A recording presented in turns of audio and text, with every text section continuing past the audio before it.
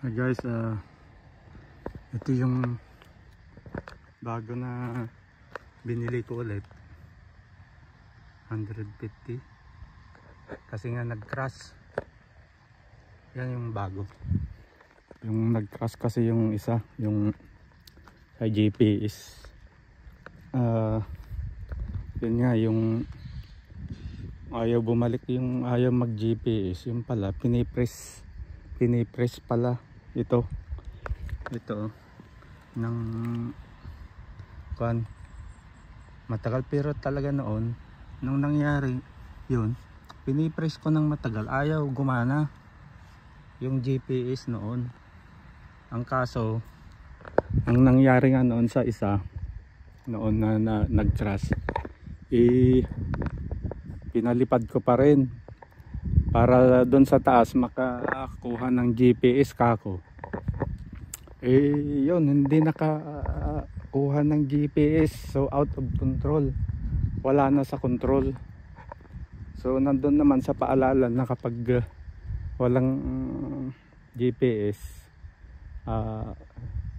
be careful nga sabi, pero alam naman natin na pag itong drone yung tinataas natin minsan, akala ko yung ganon, yung para makakuha yung ihahanap mo ba. So ang ginawa ko nga, yung parang itataas ko para makakuha ng GPS kako. Ang ginaya ko kasi yung kagaya ng DJI, kung saan mo i-base o itataas, marami siyang makukuhang GPS. Pero nagkamali talaga ako. Ewan ko bakit ayaw noon na ayaw kagad nag-work yung GPS. So may system din. Hindi ko alam kung, kasi ilang beses ko rin pinindot, ayaw mag-work saka sa building area kasi yun. So yan nga po, yan yung new drone natin. So hindi ko na binidyo nung binuksan ko, saka yung kinalibrate ko, dapat okay na yun. Minsanan baka mag-error. Mahirap din minsan yung gusto mong mag-vlog na i-video na kwan, yung uulit-ulitin mong mahirap din yan. Yung paulit-ulit na kakalibrate, baka mag-error minsan. So sundin lang natin yung kwan para hindi mag-error, lalo na ito hindi naman DJI, hindi gaya ng DJI na talagang maayos siya, mas maayos. Ito China, pero okay naman to, kaso China nga, hindi kagaya ng DJI. Sundin natin yung procedure na pinapagawa. So yun, try natin paliparin. Wala akong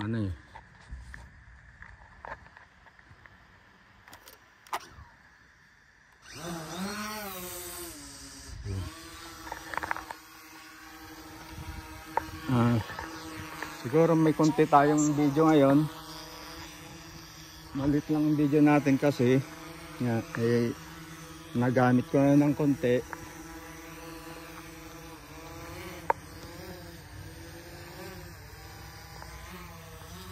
Saka kukontrol ko pa kung paano i-set.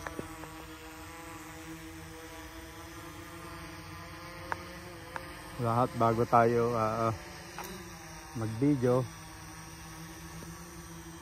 Kagaya nito, may card siya na may naka-insert, pero naka-red siya, yung parang ayun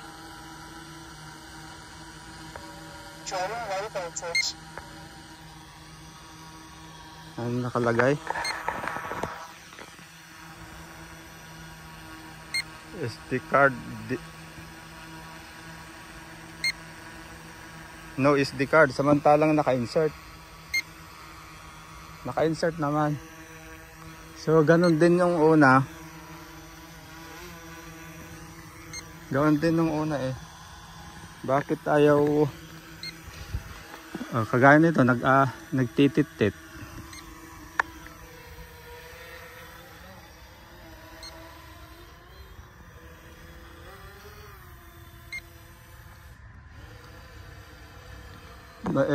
Hindi ko alam bakit may card.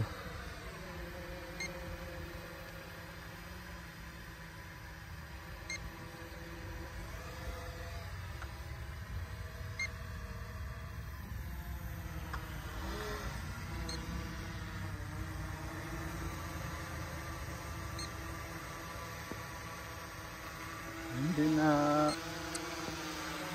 kaya isi-sit up pa natin yung card niya. Kung paano isi-sit up kasi nakalagay na eh.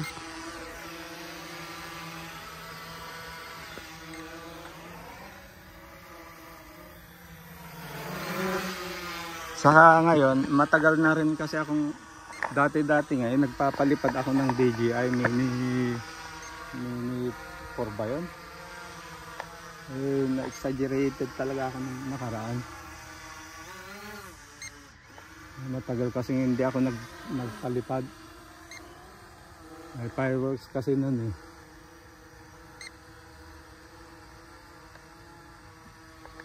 Napakabad talaga eh. Kaya wasak talaga yung isa eh.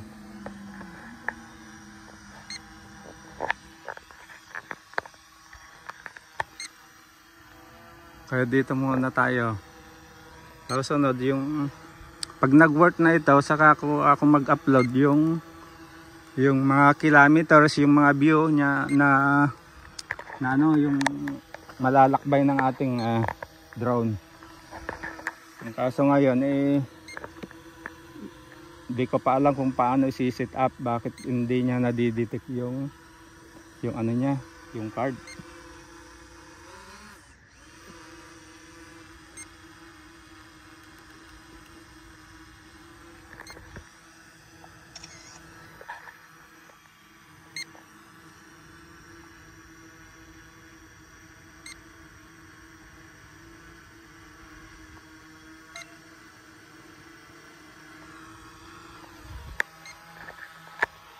So maayos naman siya, ano siya, yung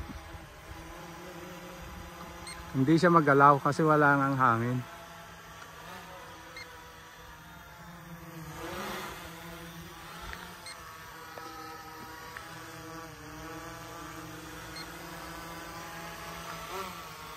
Pag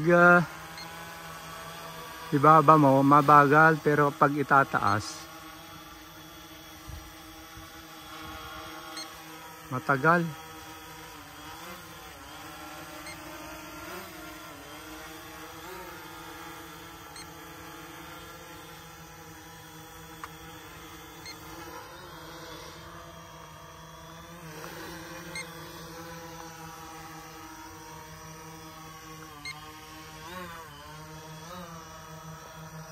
So ganito muna tayo.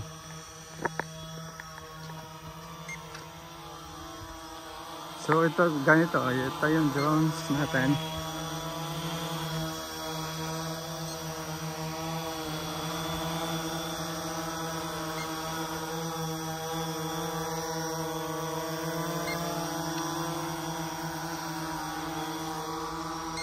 So maliwanag naman oh. Naka-record pala. Sandali, papatay ko kasi. Okay.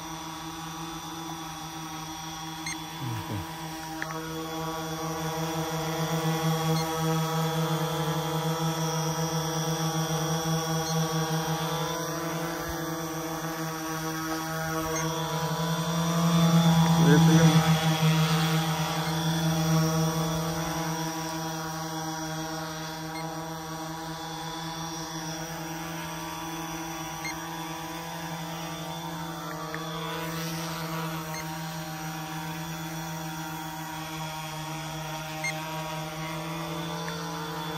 napipindot ako eh. Napipindot ako.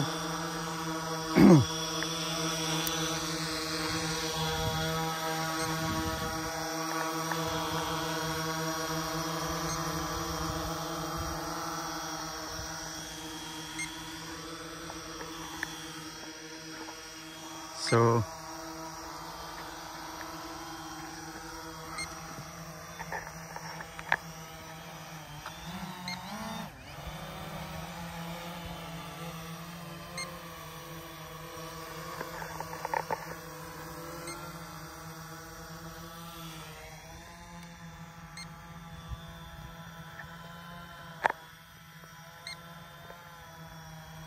pag mababa yata ito, medyo i-try natin ibaba pa ng konti kasi pag mababa yata ito maglalanding na eh.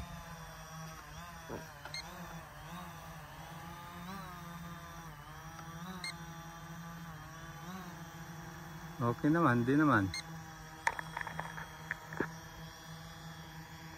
Yung sensor niya. Pero hindi naman.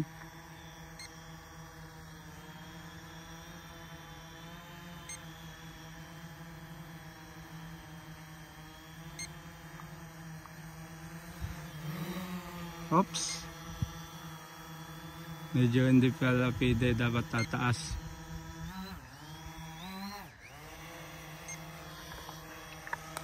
Nataas natin.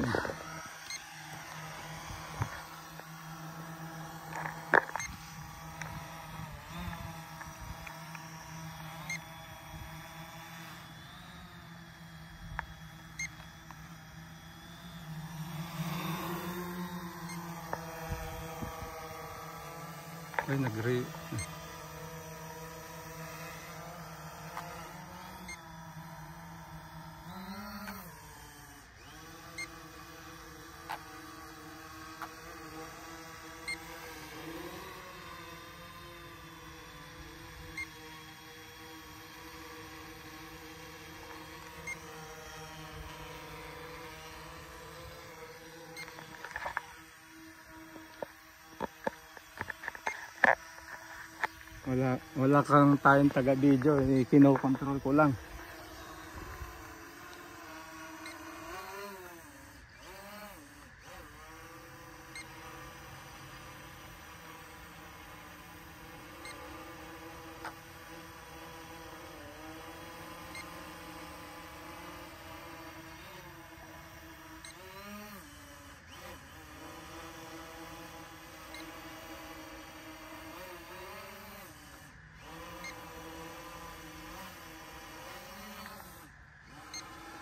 Inaano ko yung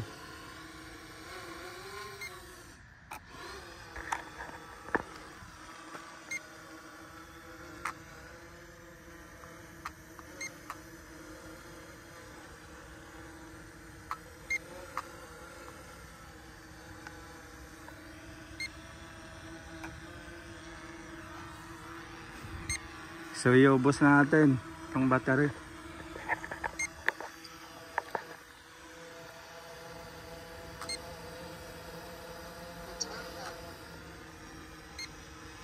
Oh, bakit may return mode sabi? Napindot ko yung return mode.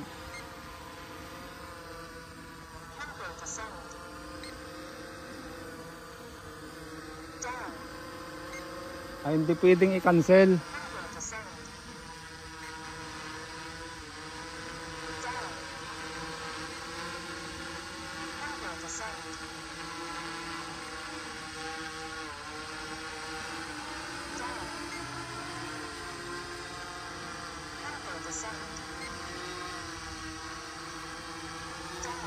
So, pinipindot ko, hindi pala pwedeng mag-cancel.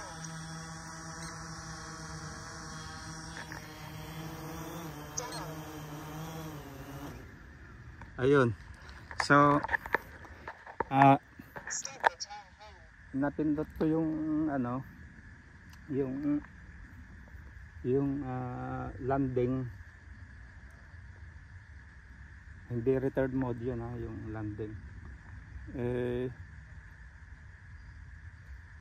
Pinipilit kong i-cancel yung gusto kong i-cancel, hindi gumana.